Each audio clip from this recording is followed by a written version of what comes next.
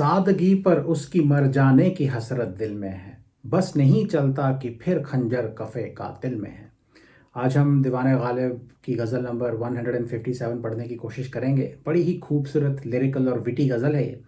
और इसको पढ़ के मुझे एक और बड़ी मशहूर गज़ल याद आई, जो कि बिस्मिल अज़ीमाबादी साहब ने लिखी है और भारत की इंडिपेंडेंस की स्ट्रगल की काफ़ी अहम गज़ल है वो। ऐसा कहा जाता है कि क्रांतिकारी लोग जब जब उनको फांसी लगाया जाता था तो उनकी ज़बान पे अक्सर इस गज़ल के शेर हुआ करते थे। और वो गज़ल है, सरफरोशी की तमन्ना अब हमारे दिल में है, देखना है ज़ोर कितना बाजुए कातिल में है। मरने वालों आओ अब गर्दन कटाओ शौक से, ये गनीमत वक्त है खंजर कफ़े कातिल में है। मेरे ख्याल से बिस्मिल अज़ीम आबादी साहब ने मिर्ज़ा गालिब साहब की ज़मीन में ये गज़ल लिखी है और वो गालिब साहब की गज़ल के मीटर और उसकी रदीफ़ से इंस्पायर्ड थे। तो वापस आते हैं गालिब साहब की गलब गज़ल की तरफ। आइए पहले गज़ल को पढ़ते हैं, फिर इसके शेरों को समझने की कोशिश करेंगे। एज़ ऑलवेज़ गज़ल का टेक्स्ट आपको वीडियो की डिस्क्रिप्शन में मिल जाएगा। तो गालिब साहब कहते हैं कि सादगी पर उसकी मर जाने की हसरत दिल में है, बस नहीं चलता कि फिर खंजर कफ़े कातिल में है। देखना तकरीर की लज्जत की जो उसने कहा, देखना तकरीर की लज्जत की जो उसने कहा, मैंने ये जाना कि गोया ये भी मेरे दिल में है। बड़ा ही खूबसूरत शेर है। गर्चे है किस किस बुराई से वले बाई हमा, गर्चे है किस किस बुराई से वले बाई हमा, जिक्र मेरा मुझसे बेहतर है कि उस महफिल में है। बस हुजूम ना उम्मीदी खाक में मिल जाएगी, बस हुजूम ना उम्मीदी खाक में मिल जाएगी, ये जो एक लज्जत हमारी सही बेहासिल में है। रंजे राह क्यों खींचिए वामांदगी को इश्क है, रंजे राह क्यों खींचिए वामांदगी को इश्क है, उठ नहीं सकता हमारा जो कदम मंजिल में है।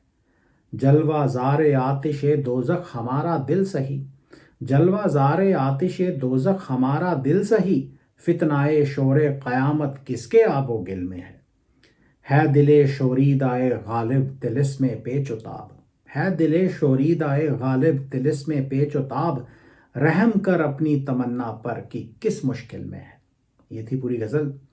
पहला शेर देखते हैं कि सादगी पर उसकी मर जाने की हसरत दिल में है, बस नहीं चलता कि फिर खंजर कफ़े कातिल में है। कफ़े कातिल का मतलब है कातिल के हाथ या कातिल का हाथ। यहाँ पे कातिल खूबसूरत महबूब या खूबसूरत महबूबा है, जो कि आशिकों के ऊपर जुल्म और सितम ढाती है, हमेशा आशिक का कत्ल करने पे आमादा रहती है। और सिंबॉलिकली भी वो कातिल है, क्योंकि वो अपनी खूबसूरती से, अपनी अदाओं से भी आशिकों का कत्ल करती है। जब आशिक उसके खूबसूरत चेहरे की तजल्ली को देखते हैं तो वो वहीं ढेर हो जाते हैं, या तो वो उसकी खूबसूरती के ऊपर अपनी जान कुर्बान कर देते हैं और महबूब की एक निगाह पड़ते ही वो लोग मर के ढेर हो जाते हैं, या तो कहते हैं सादगी पर उसकी मर जाने की हसरत दिल में है। आशिक कह रहा है कि महबूबा की सादगी पे मर जाने, अपनी जान कुर्बान कर देने की हसरत मेरे दिल के अंदर है।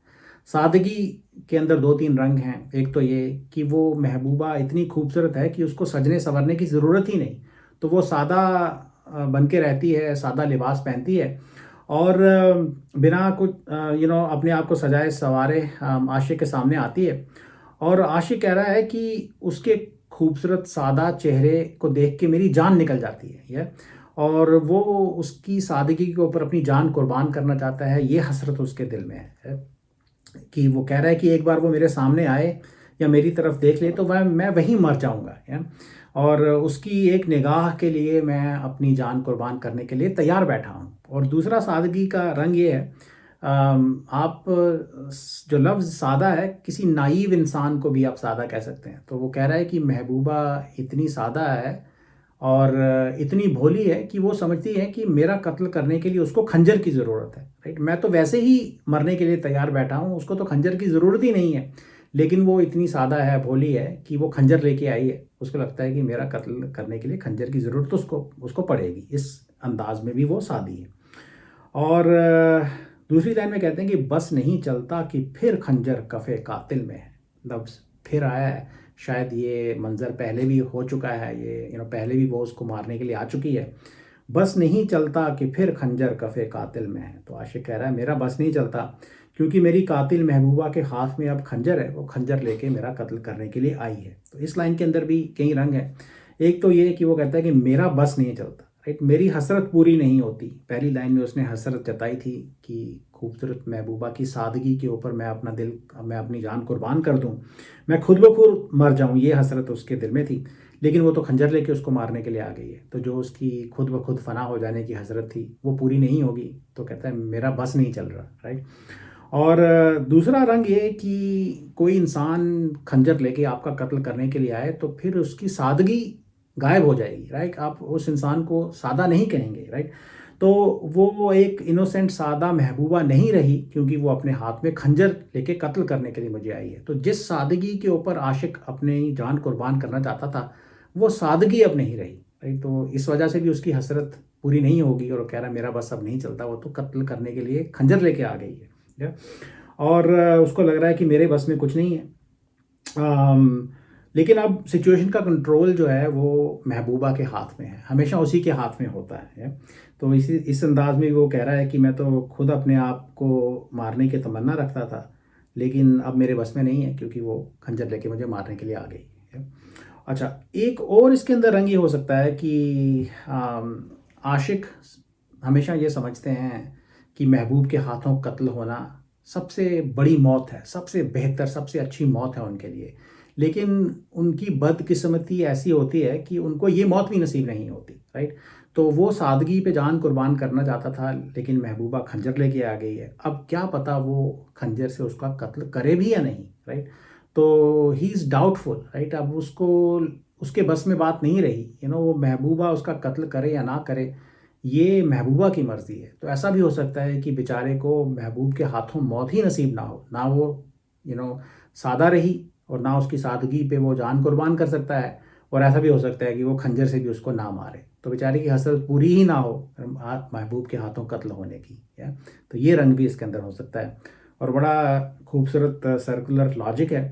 कहते हैं कि आम, सादगी पर उसकी मर जाने की हसरत दिल में है, बस नहीं चलता कि फिर खंजर कफ़े कातिल में है। ऑब्वियसली महबूब की खूबसूरती और उसकी सादगी की तारीफ़ यहाँ पे की गई है, और आशिक के दिल के अंदर उसकी सादगी के ऊपर अपनी जान कुर्बान कर देने की जो हसरत है उसको भी डिस्क्राइब किया गया है। अगला शेर देखें कि देखना तकरीर की लज्जत की जो उसने कहा, मैंने ये जाना कि गोया ये भी मेरे दिल में है। बड़ा ही खूबसूरत लेजेंडरी शेर है ये। तकरीर की लज्जत मीन्स प्लेजर और रेलिश ऑफ स्पीच। तो किसी की बातों में या किसी के अंदाज़ बयां में जो मिठास है, जो लज्जत है, उसकी बात यहाँ पे हो रही है। ऑफ कोर्स महबूब की तकरीर की लज्जत की बात हो रही है। कोई और इंसान भी हो सकता है जो बड़ी मीठी खूबसूरत बातें करता हो। तो गोया जो लफ्ज़ है कई बार देख चुके हैं, अंग्रेज़ी में आप इसको कह सकते हैं कि इट इज़ एज एफ, देखना तकरीर की लज्जत की जो उसने कहा, मैंने ये जाना कि गोया ये भी मेरे दिल में है। तो महबूब की तकरीर की लज्जत, उसकी बातों के अंदर जो मिठास है, जो कशिश है, उसकी तारीफ़ है, और किस कदर आशिक महबूब के इश्क के रंग में रंगा गया है, उसको भी यहाँ पे बयान किया गया है, राइट। तो कहता है देखना तकरीर की लज्जत की जो उसने कहा, कि महबूब की तकरीर की लज्जत को देखो, क्या मीठी मीठी बातें मेरा महबूब करता है, कि जो उसने कहा, जो बात वो कहता है, उसको सुन के मुझे लगता है कि ये बात मेरे दिल में भी है, मेरे दिल में ऑलरेडी ये बात थी जो बात महबूब कह रहा है, या? तो उसके उसकी बातें, महबूब की बातें मेरे दिल को ऐसे छूती हैं कि मुझे लगता है कि ये भी मेरे दिल में है। सिर्फ इन बातों को बयान महबूब कर रहा है, लेकिन ये बातें मेरे दिल में ऑलरेडी थी, या? तो इस कदर यू नो तक लज्जत है महबूब की तकरीर में। तो देखें इसके अंदर कई रंग हैं। वो इस कदर इश्क करता है महबूब से कि वो उसकी हर बात से सहमत रहता है। तो उसको महबूब की हर बात प्यारी लगती है, सच्ची लगती है, और उसको लगता है कि महबूब मेरे दिल की ही बातें बयान कर रहा है, क्योंकि वो इस कदर उसके इश्क के रंग में रंगा गया है। ये भी हो सकता है कि महबूब अपनी हर बात आशिक से मनवा लेता है। तो आशिक के ऊपर इस कदर महबूब का कंट्रोल है, और ऑब्वियसली आशिक इस कदर इश्क करता है कि उसको महबूब की हर बात अपनी दिल की बात लगती है। आशिक महबूब के सामने जाके बेज़ुबान हो जाता है, उसके मुँह से कोई बात नहीं निकलती, ये भी हो सकता है। तो आशिक के दिल की बातें महबूब ही बयान करता है, ये रंग भी है। और ये भी हो सकता है कि महबूब आशिक के दिल को आशिक से भी बेहतर जानता है, या तो उस आशिक के दिल के अंदर ऐसी बातें छुपी हुई हैं जिनका आशिक को खुद अंदाज़ा नहीं है, लेकिन महबूब उन बातों को जानता है और महबूब उन बातों को कहता है। आम, आशिक अपने दिल को खुद ब खुद बना लेता है, ये रंग भी हो सकता है, राइट। तो जब वो महबूब की तकरीर सुनता है तो उसके दिल में वो बातें नहीं थी, लेकिन वो इस कदर इश्क करता है कि उसका दिल स्पॉन्टेनियसली मान जाता है कि हाँ हाँ हाँ, मेरे दिल के अंदर भी ये बात है, और महबूब की बातों को वो मान लेता है, राइट। ये रंग भी इसके अंदर हो सकता है। ऑब्वियसली महबूब की तकरीर की लज्जत तो यहाँ है भी, यहाँ है ही, लेकिन और कुछ लोग भी बड़े खूबसूरत अंदाज में बात करते हैं, या they are like beautiful orators, जिनकी बातें सुन के आपको लगता है कि ये आपके दिल की ही बातें कह रहे हैं। ये रंग भी इसके अंदर से उभर के आ सकता है। तो जनरल लाइफ की सिचुएशंस पे भी ये शेर एप्लीकेबल हो सकता है। कहते हैं कि देखना तकरीर की लज्जत की जो उसने कहा, मैंने ये जाना कि गोया ये भी मेरे दिल में है। मुझे बहुत ही अच्छा शेर ये लगता है। अच्छा, अगला शेर देखें। और ऑब्वियसली शेर व शायरी के लिए भी ये शेर एप्लीकेबल है, राइट। जो गालिब साहब जो शायरी लिखते हैं, दूसरे शायर जो शायरी लिखते हैं, वो कई बार आपको लगता है आप कि आपके दिल में ये बात थी, राइट। आप उस बात को महसूस कर सकते हैं। सिर्फ शायर लोग इतने खूबसूरत अंदाज में उनको लिखते हैं, शायरी लिखते हैं, शायरी के अंदर उस बात को ढालते हैं कि आपको वो शायरी के अंदर या तकरीर में या सुखन में लज्जत लज्जत नज़र आती है, और आपको महसूस होता है कि ये आपके दिल की ही बात यहाँ पे कही जा रही है। तो आपके दिल में वो बात थी, लेकिन आपके पास वो अंदाज़े बयां नहीं है जो कि एक शायर के पास होता है। अगला शेर देखें। गर्चे है किस किस बुराई से वले बाई हमा, जिक्र मेरा मुझसे बेहतर है कि उस महफिल में है। वले का मतलब है लेकिन, मगर। बाई हमा ये एक नया फ्रेज है। इसका मतलब होता है नेवरदलेस, लाइक इन सब बातों के बावजूद कोई चीज़ अगर हो रही हो। तो आशिक यहाँ पे अपने आप को, अपनी प्रेजेंस को अपने जिक्र से कंपेयर कर रहा है, या तो बड़ा खूबसूरत शेर है। तो कहते हैं कि गर्चे है किस किस बुराई से वले बाई हमा, जिक्र मेरा मुझसे बेहतर है कि उस महफिल में है। महबूब की महफिल सजी है, और जहाँ पे मिर्ज़ा गालिब साहब का या आशिक का जिक्र हो रहा है, और लोग कई तरह से उसकी बुराई कर रहे हैं, या तो जो पहली लाइन में कहते हैं गर्चे है किस किस बुराई से, राइट। तो कई तरह की किस किस अंदाज से आशिक की बुराई महबूब की महफिल में की जा रही है, उसको यहाँ पे बताया गया है। रकीब दुनिया महबूब के सामने उसकी बुराई कर रहे हैं, और आशिक को उस महफिल में नहीं बुलाया गया। वो बेचारा महफिल से बाहर बैठा है कहीं, और उसके पीठ पीछे ये बुराई की जा रही है। वो डिफेंसलेस है, वो वहाँ पे नहीं है महफिल में अपने आप को डिफेंड करने के लिए, लेकिन वो हमेशा महबूब की अटेंशन पाने के लिए डेस्परेट रहता है। तो इसलिए in this case he is hanging on to straws effectively, right. तो कह रहा है कि गर्चे है किस किस बुराई से वले बाई हमा, कि हालांकि किस किस बुराई से मेरा जिक्र हो रहा है, लेकिन इसके बावजूद जिक्र मेरा मुझसे बेहतर है कि उस महफिल में है, कि मेरा जिक्र मुझसे बेहतर है, क्योंकि मैं महबूब की महफिल में नहीं हूँ, लेकिन मेरा जिक्र महबूब की महफिल में है। क्या किस्मत है मेरे जिक्र की, कि उसके नसीब में यह है कि वो महबूब की महफिल में है। तो उन्होंने अपने जिक्र को पर्सोनीफाई यहाँ पे कर दिया है। तो कह रहे हैं कि शुक्र है मेरा जिक्र तो वहाँ पे है।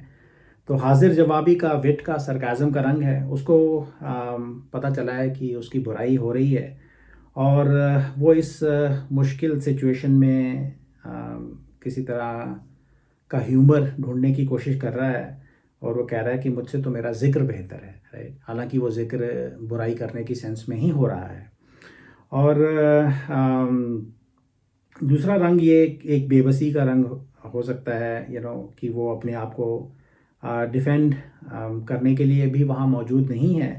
जेलसी का रंग भी है, आप देखें कि अपने ज़िक्र को पर्सोनीफाई कर दिया गया है, और वो अपने ज़िक्र से भी जेलस है, क्योंकि वो बेचारा खुद बाहर बैठा है और उसका ज़िक्र महफिल में हो रहा है।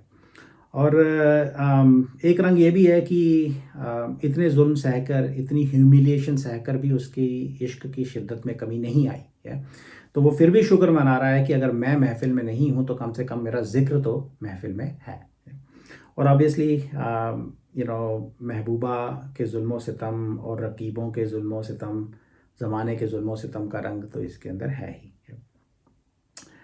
तो कह रहा है कि शुक्र है अगर मेरी बुराई की सेंस में ही मेरा जिक्र महबूब की महफिल में है, अगर मेरी बुराई ही की जा रही है तब भी अच्छा है। मेरा जिक्र मुझसे अच्छा है क्योंकि उसको नसीब हुआ महबूब की महफिल में होना। गरचे है किस किस बुराई से वले बाई हमा, जिक्र मेरा मुझसे बेहतर है कि उस महफिल में है। कि मैं तो बदनसीब हूँ, मैं तो महबूब की महफिल में नहीं हूँ, लेकिन मेरा जिक्र मुझसे बेहतर है, राइट। तो मेरे जिक्र की भी किस्मत मेरी किस्मत से अच्छी है क्योंकि उसको महबूब की महफिल में होना नसीब हुआ। गरचे है किस किस बुराई से वले बाई हमा, जिक्र मेरा मुझसे बेहतर है कि उस महफिल में है।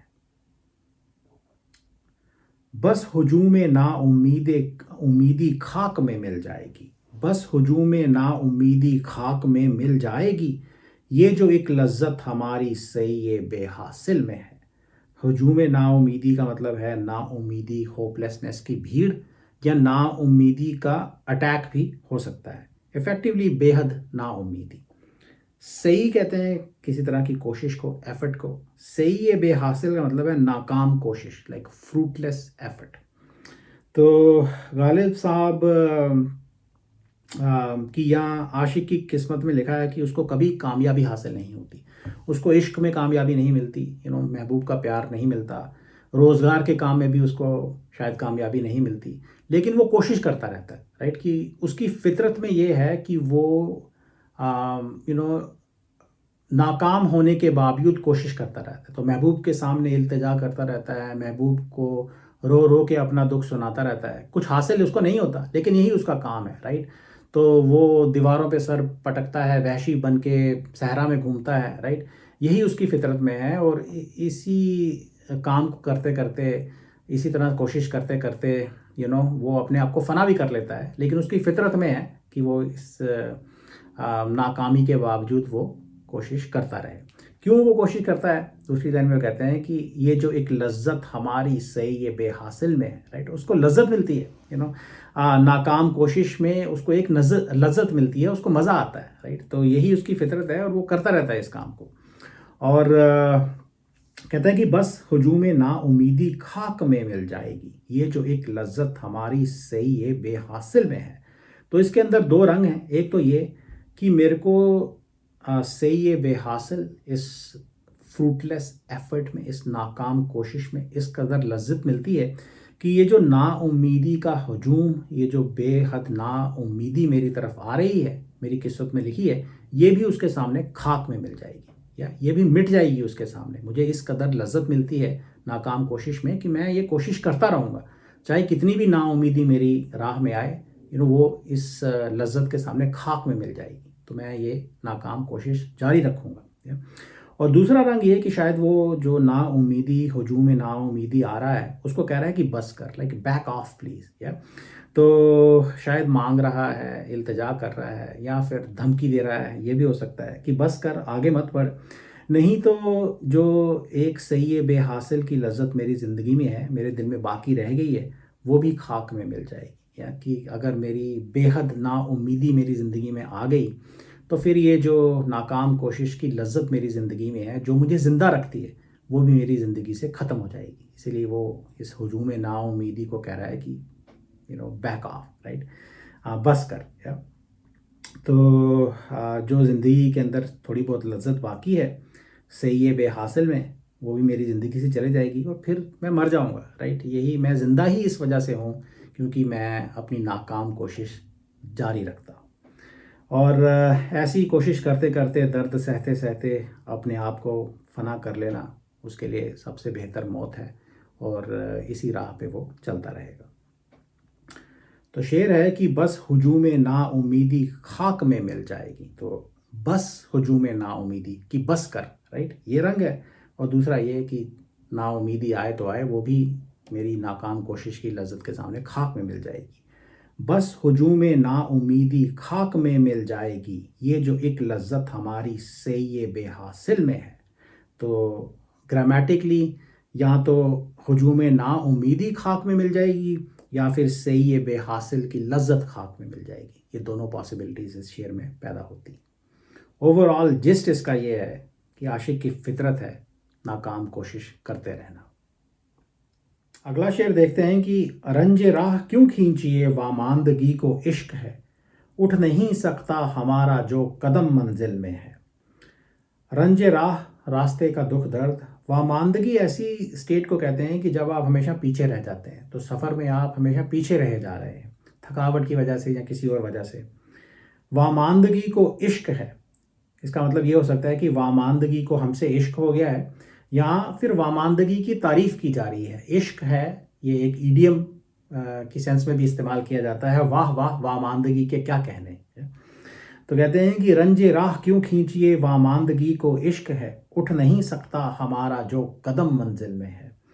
तो वामांदगी को हमसे इश्क है या हमें वामांदगी से इश्क है। और सरकाज़म की टोन है इसके अंदर, वो कह रहे हैं कि वामांदगी हमसे इतना प्यार करती है कि वो हमेशा हमारे साथ साथ रहती है। इफ़ेक्टिवली वो हमेशा सफ़र में मुझे पीछे पीछे रखती है, कभी मुझे छोड़ के नहीं जाती है। और इस वजह से मुझे सफ़र में हमेशा पीछे पीछे रहना पड़ता है। और कहते हैं कि उठ नहीं सकता हमारा जो कदम मंजिल में है। इस वजह से कहते हैं कि पहली लाइन में वो कहते हैं रंजे राह क्यों खींचिए, तो मैं रास्ते का सफ़र का दुख क्यों उठाऊं। या वामांदगी को इश्क है, वामांदगी को मुझसे इश्क हो गया है और अब इस वजह से उठ नहीं सकता हमारा जो कदम मंजिल में है। या कि मेरे नसीब में ही वामांदगी है, किसी मंजिल की तरफ मेरा कदम उठ ही नहीं सकता। मैं किसी मंजिल को, इश्क की मंजिल को, रोज़गार की मंजिल को, किसी तरह की मंजिल को मैं पा ही नहीं सकता, क्योंकि मेरे वामांदगी मुझसे इश्क करती है और मुझे हमेशा सफ़र में पीछे पीछे रखती है। एक रंग ये भी हो सकता है कि मुझे वामांदगी से इश्क हो गया है और वामांदगी मेरी महबूबा है, राइट। और जहाँ आशिक की महबूबा है, महबूब है, वहीं पे उसकी मंजिल है। तो उसकी मंजिल ही वामांदगी में है, उसकी मंजिल ही इसमें है कि वो सफ़र में पीछे पीछे रहे। और जहाँ उसकी मंजिल है वहाँ पे वो पहुँच चुका है, अब दुनिया की किसी और मंजिल की तरफ उसके कदम उठ ही नहीं सकते। तो कहते हैं रंजे राह क्यों खींचिए वामांदगी को इश्क है, और कहते हैं इस वामांदगी ने मुझे रास्ते के दुख दर्द से बचा लिया और मैं क्यों रास्ते का दुख उठाऊं, मैं कोशिश भी क्यों करूं। रंजे राह क्यों खींचिए वामांदगी को इश्क है, उठ नहीं सकता हमारा जो कदम मंजिल में है।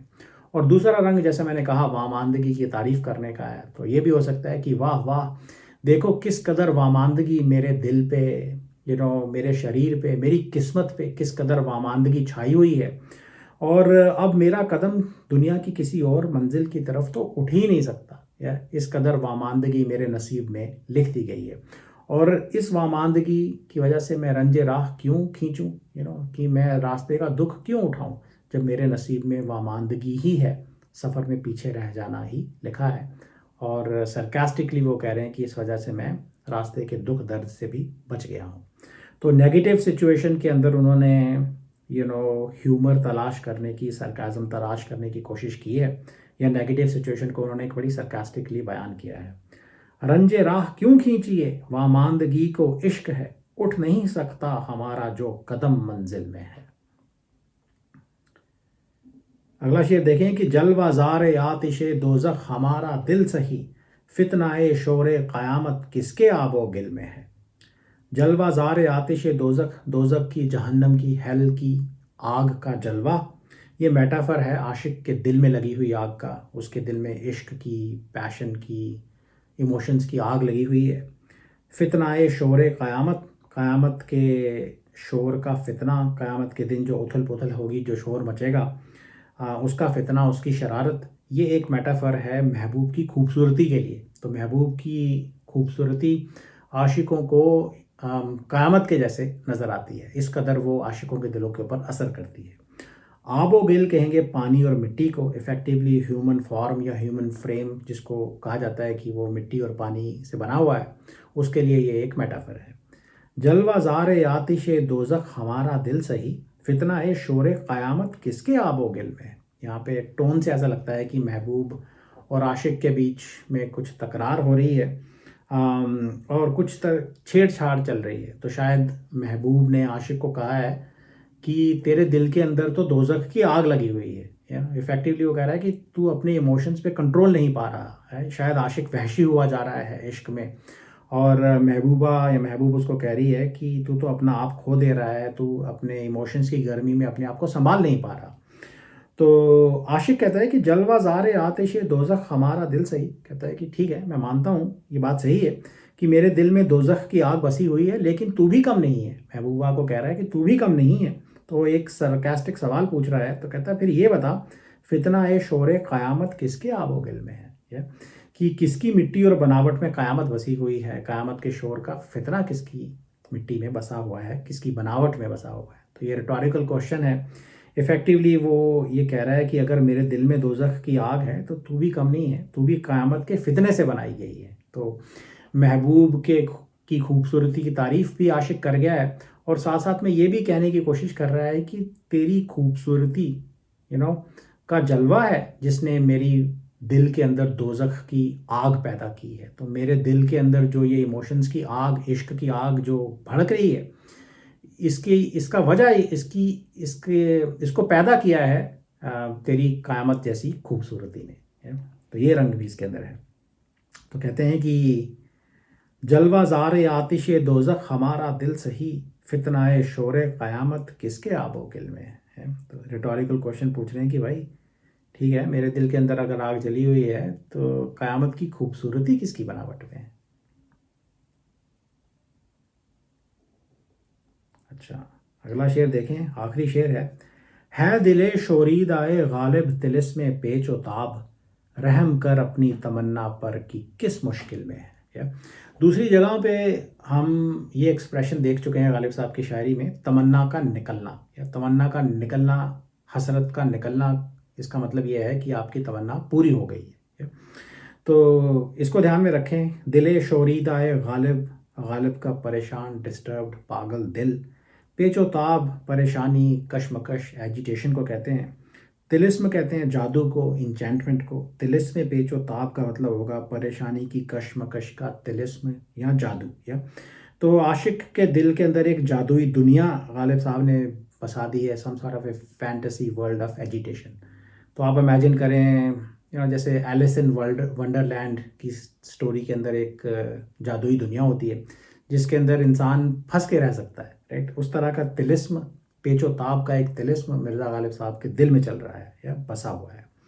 तो कहते हैं कि है दिले शोरीदाए गालिब तिलिस्म पेचो ताब। इफ़ेक्टिवली गालिब साहब का जो पागल दिल है उसके अंदर परेशानी की कशमकश चल रही है, दुख दर्द की कशमकश चल रही है।